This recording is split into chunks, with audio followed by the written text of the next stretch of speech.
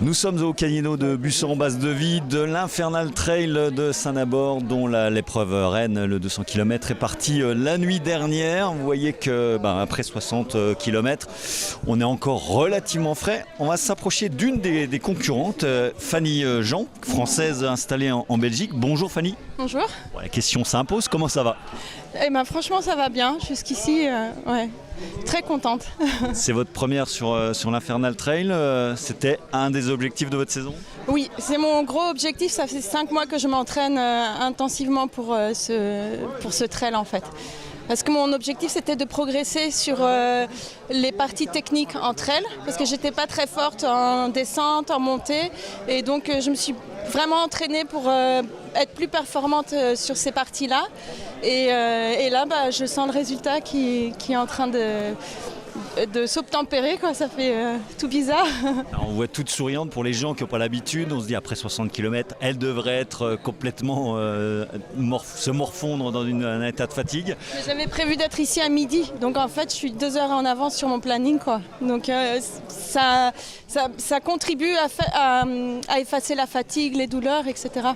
Vous savez quel est votre classement ou ça n'a pas d'importance pour vous? Je crois que je suis 3e femme, mais mon objectif c'est vraiment de faire ce trail pour moi, pour me montrer mes résultats de mon entraînement et mes progrès. Précisez que vous êtes une ultra confirmée, que vous avez l'habitude des très très longues distances. Parlez-nous un petit peu de vos dernières expériences.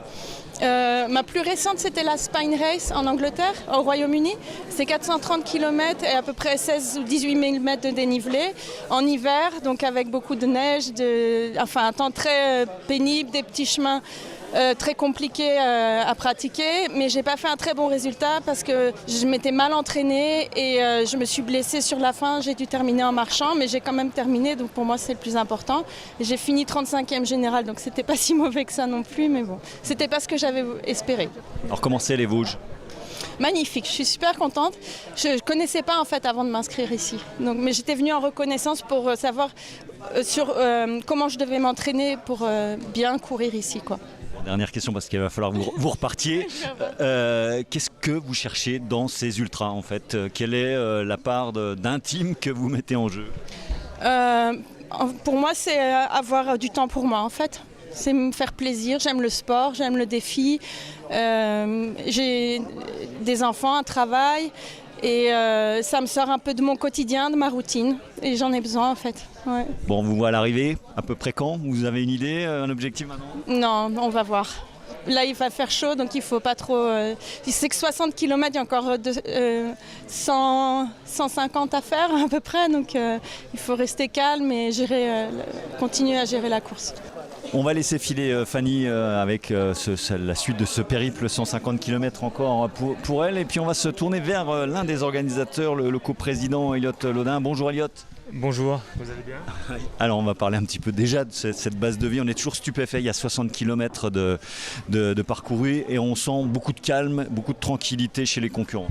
Beaucoup de sérénité chez les coureurs, ouais. Pourtant il va commencer à faire chaud et visiblement ils ont déjà passé une bonne nuit au frais. Mais beaucoup de sérénité, beaucoup de tranquillité, ils ont l'air plutôt apaisés comparé à l'année dernière. Alors, vous parlez de chaleur, ça va être un des paramètres très importants de cette édition 2023.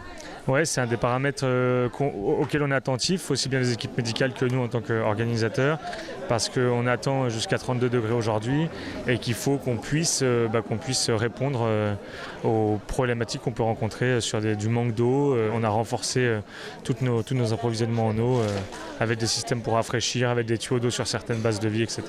Alors on va rappeler que ces concurrents-là sont partis à minuit, que c'est l'épreuve, je ne sais pas si on peut dire phare, mais en tout cas le 200 et quelques kilomètres, la façon d'estampiller l'Infernal qui cette année va battre des records de fréquentation.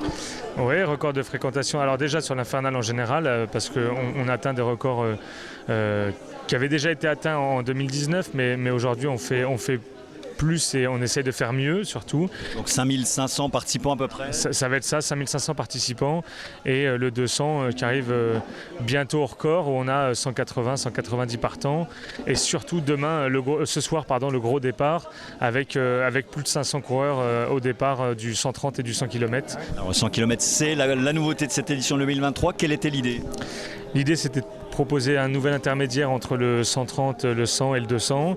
On réfléchit déjà à réadapter quelques formats pour l'année prochaine et c'est peut-être pouvoir proposer une passerelle entre le 70 et le 130 et le format 100 km. On sait que c'est un format qui plaît. Il nous fallait un 100 parce que c'est symbolique en fait, c'est ça pour lui. La barre des 100 km pour beaucoup de coureurs c'est symbolique, c'est ce qui fait aussi qu'on remplit notre 100 km. Bon, c'est le massif, c'est la communication qui a été faite, mais c'est aussi la barre des 100 qui est très importante.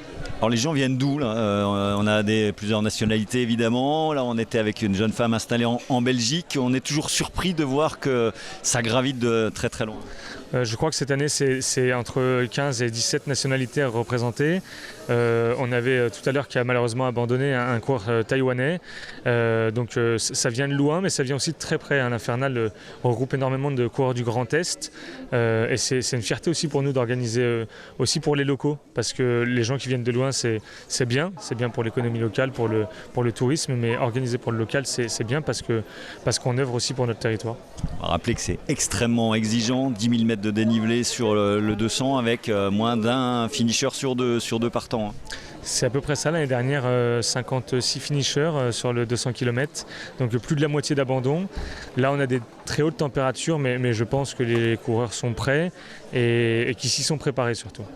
Tout dernier mot sur l'avenir à court et moyen terme de cette Infernal. Vous nous avez déjà lancé quelques idées, vous avez d'autres formats en tête?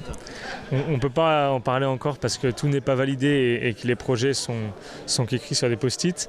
Mais on a des projets pour faire grossir l'Infernal, tout en ayant la volonté de rester un trail familial et de pouvoir maintenir ce côté authentique. Une authenticité que l'on retrouve dans les mots d'un concurrent rencontré à Bussan en fin de matinée au moment de repartir affronter les 150 km restants.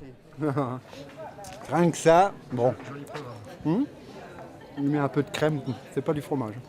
Pour le beau temps, et puis voilà, il n'y a plus qu'à être prudent et puis monter tranquillement là-haut. Bon courage à vous, merci de votre sympathie. Au revoir.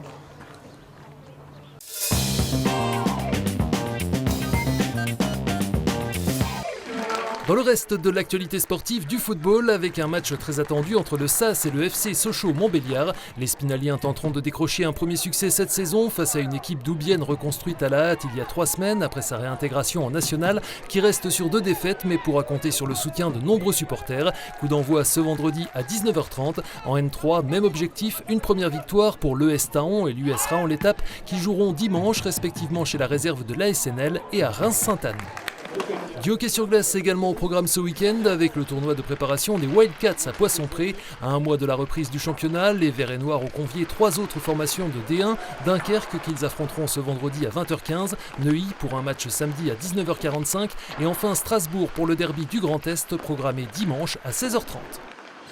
Enfin, l'heure est à la reprise pour l'effort basket Mirecourt, 4e de sa poule de National 3 la saison dernière. Toujours emmenée par Stéphane Duvois, la bande de Loïc Gigant et Jiquel Luce tentera de faire encore mieux cette saison avec un effectif qui s'est renforcé durant l'été. Premier match ce samedi face à Viry-Châtillon dès 20h en salle Claude Accard.